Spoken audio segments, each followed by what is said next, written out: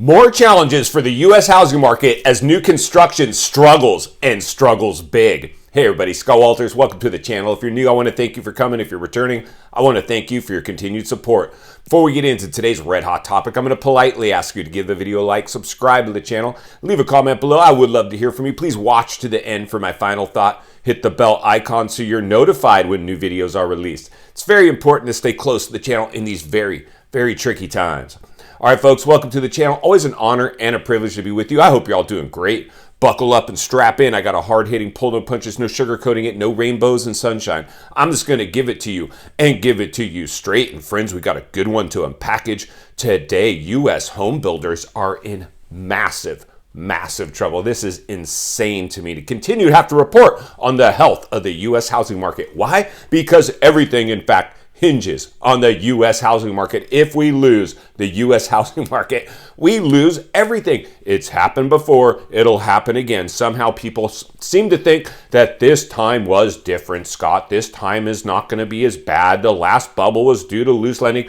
Blah, blah, blah, blah, blah. I've heard it all before. It shocked me to see the cheerleading take place, the normalizing of a housing bubble, and not just any bubble, the biggest bubble. So I have to politely disagree. I'm glad I did. I'm glad I'm awake. I know many of you are as well. If you're new, please subscribe right away. There's never been a more important time in history to get forward thinking, critical thinking, centered and surrounded with like-minded people. Iron will continue to sharpen iron as we raise awareness, ring the bell, and sound the alarm, and read between the lines and look between the cracks of what's really going on. So when this plays out, you're less paralyzed by fear and you'll be able to operate more efficiently within it. Congratulations to everybody that's stuck with the channel. This has been an absolute insanity.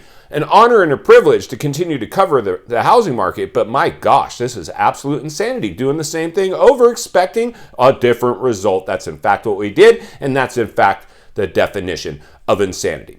So today we're going to take a look at a property courtesy of one of our great subscribers. Love you guys. Absolutely love every single one of you. Thank you for continuing to support this show and this work. Like I've always said, our rewards in life are in direct proportion to our contribution. You guys are contributing, you will be rewarded. I can pretty much guarantee that with a high level of certainty. So like I said, today one of the things, the biggest red flags that I see currently is the brand new construction. The cost to acquire these properties for the builders, their margins are small. Much different from an existing home that maybe had some appreciation. You've owned the home for a long time. You bought it way back when.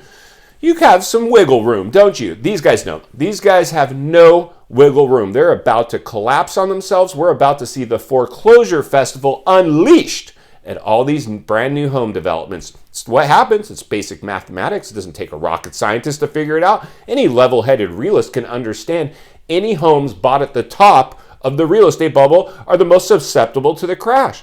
And every one of these neighborhoods that are brand new homes are in fact people that are buying into the height of a real estate bubble. And as we see prices trend the opposite direction, we know what's going on. People that bought recently, they're watching their neighbors, if they're getting any new neighbors at all, which we're going to look at a property today. We can't get a new neighbor in these houses. They're empty, sucking air, and they're ready to go bankrupt. These properties will eventually go bankrupt. If you can't sell houses that you're now got your neck out for, and you're a company, you're going bankrupt.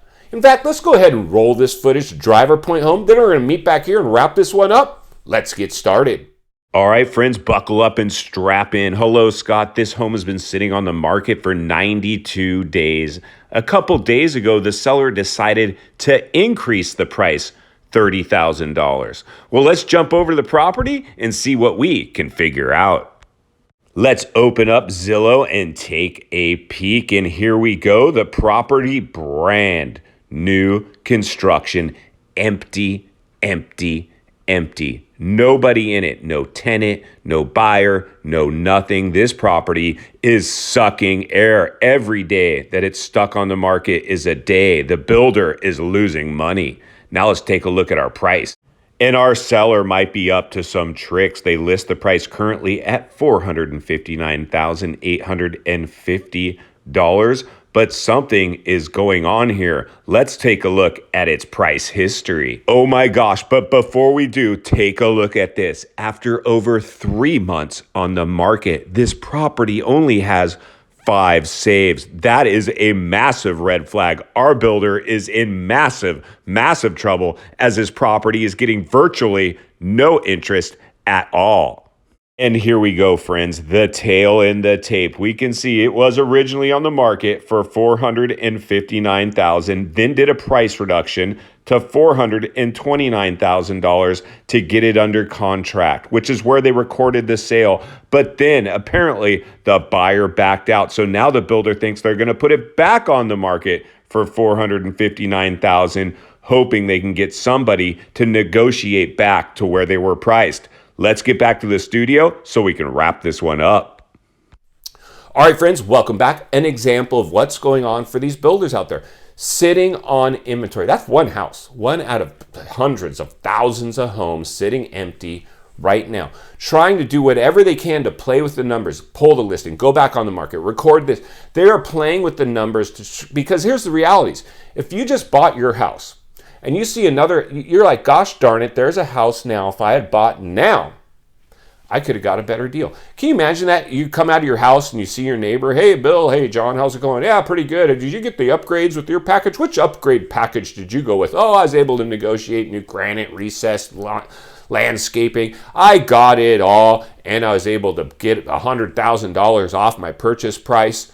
You're pissed. You're like, oh, I had to pay for all that. I bought at the height. My house is already upside down, and that leaves a bad taste in people's mouth. But they put so much pressure to buy the house, they stick with the house until eventually they're dragging a depreciated asset along for the ride, and then acceptance moves in, and they decide it's time to walk away from the home and leave the keys under the mat. Blah, blah, blah. It's all happened before. This stuff, I always say, this is the real estate channel, much bigger than real estate. We continue to monitor and heat map and temperature check the real estate industry because everything hinges on the real estate industry. But this digs much deeper. This was a global everything bubble showing massive fractures and cracks. I want you guys to understand the waters that we're swimming in so we can make good, wise decisions moving forward. Like I've always said, don't let your highs get too high, your lows get too low. Always try to remain somewhere in the middle. Hey, we have to acknowledge the elephant in the room. Anytime the housing market has displayed bubble behavior, they've crashed. I mean, I don't know why this time supposedly was going to be different. If anything, it had bigger crash risk. It continues to display that behavior. So we're going to continue to take a look at the market so we can understand this, protect people as we move forward. And ultimately, I'm just going to tell you right now, these brand new neighborhoods will eventually turn into foreclosure factories. That's just what they are. They started as FOMO factories with these model homes, trying to FOMO offers in. Eventually, because everybody bought in the height of these properties and the builders are stuck on inventory, they can't get moved. What's the natural progression of that? You guessed it, foreclosures. In final thoughts, I come to you as a friend, as a content creator, as somebody who wants to see not only win in real estate, win in life. Understanding the biggest artificially created housing bubble ever produced in the world with no organic growth is showing its blowback. We took a look at an example of something like that, an example today of exactly that. We have to understand this is the natural progression of a real estate bubble. Buckle up and strap in. Insulate yourself the best that you know how. Save your cash for the crash. Save it for a rainy day. Save it for whatever you need to save it for. If you do that, I believe you're ultimately going to be the one that wins in the end. If you appreciate the content, I do want to humbly ask you to give the video a like, subscribe to the channel, leave a comment below. I would love to hear from you. Social media links are in the description of this video if you'd like to follow me there, along with links to channels I've appeared on I think you might enjoy. If you're interested in buying or selling real estate here in America, I have the biggest network of top-rated agents in the nation ready to assist you. It'd be our honor and our privilege to do so. If you're watching from your television set today and you enjoyed this video, I know you're going to love the next video, and there's an easy subscribe icon for your convenience. As always, thank you for your time. Please go make it count today. I'll see you on the next video.